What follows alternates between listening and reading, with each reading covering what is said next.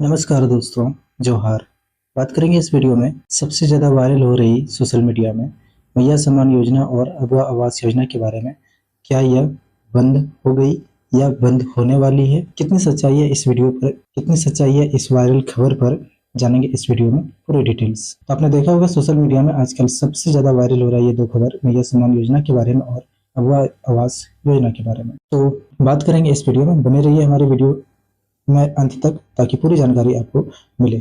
आपको दोस्तों ये भी बताऊंगा खनिज और नया माइनिंग बिल क्या है, जिसके कारण यह सबसे बड़ा अपडेट वायरल हो रही है। ठीक है दोस्तों, वीडियो शुरू करने से पहले आपसे छोटी सी रिक्वेस्ट है कि अभी तक अपने चैनल को सब्सक्राइब नहीं किया है तो चैनल को सब्सक्राइब कर लीजिएगा और बेल आइकन भी ऑन कर लीजिएगा ताकि सभी वीडियो का नोटिफिकेशन आप तक पहुंचता रहे और आप सभी प्रकार के अपडेटों से अवगत रहें। तो चलिए दोस्तों वीडियो को शुरू करते हैं। दोस्तों ये है अपडेट की पूरी लिस्ट, जिसके माध्यम से हम समझने का प्रयास करेंगे कि कितनी सच्चाई है इस वायरल खबर पर, जिसमें कि आप देख पा रहे होंगे बंद होने की जो बात है अगवा आवास योजना और मैया सम्मान योजना, ये दोनों जो बंद होने वाली जो खबर आप सुन रहे हैं इस पर कितनी सच्चाई है, कहाँ तक सच है, क्या ऑथेंटिक खबर है, पूरी जानकारी इस न्यूज़ के माध्यम से समझेंगे। तो दोस्तों सबसे पहले मैं आपको बता दूं कि सोशल मीडिया पर जो मैया सम्मान योजना और अगवा आवास योजना की जो बंद होने की बात वायरल हो रही है, यह 100% सच नहीं है। ठीक है दोस्तों,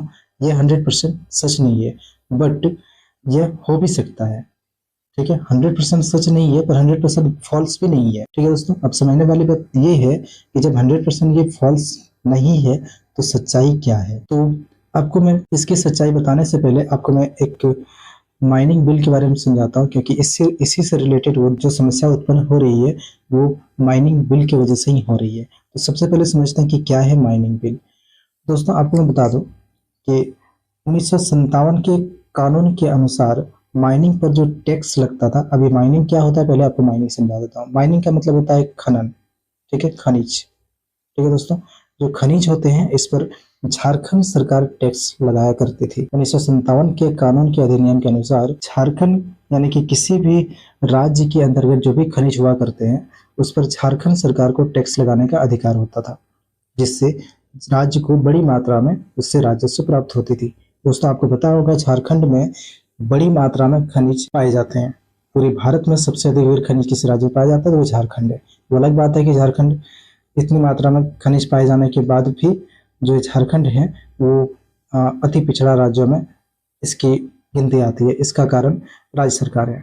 ठीक है, राज्य सरकार अगर सही से अगर काम करे और सही मायने में अगर इसका यूज करे तो झारखंड सबसे अमीर राज्य हो सकते थे, बट जो सरकार की गलतियां हैं, जो सरकार की गलत नीतियां हैं, उसकी वजह से झारखंड की स्थिति ये है। पर बात ये है कि अभी जो नई समस्या आ रही है माइनिंग बिल को लेकर, उस पर क्या हो रहा है कि अब इस पर जो टैक्स लगाएगी, टैक्स की जो रकम होगा जो वसूली जाएगी वो केंद्र सरकार अब इस पर वसूली करेगी। केंद्र सरकार अपनी मर्जी के हिसाब से इस पर टैक्स लगाएगी और इसकी पूरी राशि जो है वो केंद्र सरकार को प्राप्त होगी। और केंद्र सरकार क्या करेगी, कुछ सालाना फिक्स कर देंगे कि इतनी राशि राज्य सरकार को दी जाएगी। अब उसमें देखने वाली बात ये होगी कि अब केंद्र सरकार कितनी राशि राज्य सरकार को उस माइनिंग के बदले देते हैं। तो स्वाभाविक सी बात है दोस्तों कि कोई अपने पॉकेट से तो देंगे नहीं। ठीक है, केंद्र सरकार अगर अपने अंडर अगर ले रही है तो इतना तो कंफर्म है कि केंद्र सरकार को जितनी माइनिंग के थ्रू जितनी उनको टैक्स मिलेगी उससे तो कम ही देंगे। आपको तो अच्छा से पता है कि अभी चाहे केंद्र सरकार हो या राज्य सरकार हो, उनकी नीतियां क्या है। चाहे कोई भी सरकार हो, मैं किसी सरकार का अभी फिलहाल मैं किसी सरकार का सपोर्ट नहीं कर रहा हूँ, ना तो राज्य सरकार का सपोर्ट कर रहा हूँ ना तो केंद्र सरकार का सपोर्ट कर रहा हूँ। दोनों ही, चाहे राज्य सरकार हो या केंद्र सरकार हो, दोनों ही अभी गलत तरीके से शासन व्यवस्था को चला रहे हैं।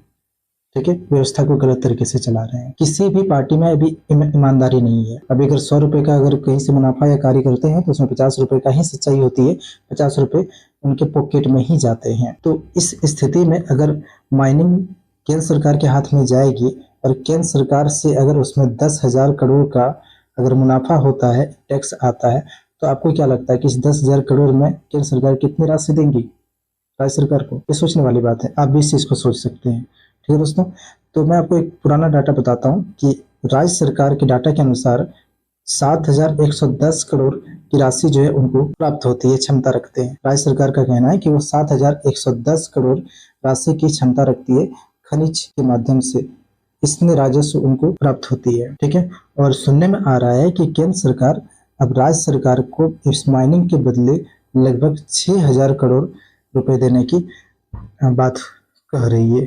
तो अगर 7,000 करोड़ अगर राज्य सरकार को मिलती है और अगर केंद्र सरकार की ओर से अगर 6,000 करोड़ अगर प्राप्त होती है तो सीधी सी बात है कि 1,000 करोड़ की राजस्व का जो होगा वो नुकसान होगा राज्य सरकार को। ये तो डाटा बता रही है। और आप स्वाभाविक से अगर बात देखें तो ये आप भी समझ सकते हैं कि अगर माइनिंग केंद्र सरकार के पास जाएगी तो इस माइनिंग की वजह से राज्य के राजस्व में घाटा होगी। यह 100% तय है, इसमें कोई दो राय नहीं है दोस्तों।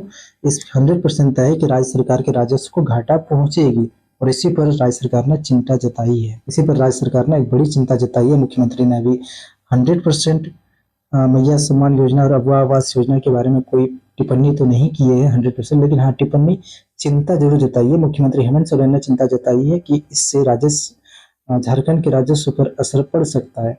राजस्व प्रभावित हुआ तो भविष्य में मैया सम्मान, अबुआ आवास, पेंशन, शिक्षा व्यवस्था जैसी योजनाओं के बजट पर असर पड़ने की आशंका जताई है। झारखंड सरकार ने 100% तो नहीं कही है कि इसको बंद कर देंगे, लेकिन उन्होंने इशारा तो कर दिया है।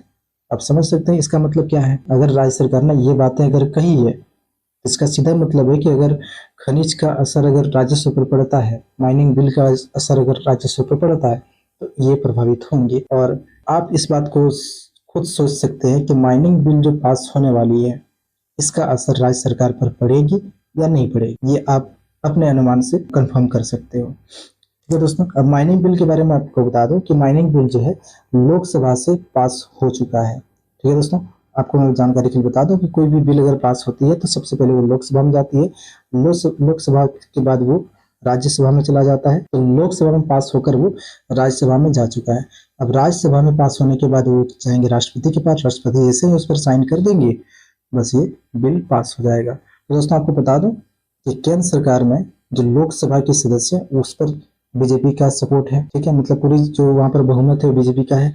और दोस्तों राज्यसभा के जो मेंबर्स हैं, जो राज्यसभा का जो हेड होते हैं, आपको पता है कि वो उपराष्ट्रपति होते हैं। राज्यसभा का जो मेंबर होते हैं, जो हेड होते हैं, वो कौन होते हैं? उपराष्ट्रपति होते हैं। और आपको पता होगा कि जो उपराष्ट्रपति है वो भी क्या है? बीजेपी के ही है।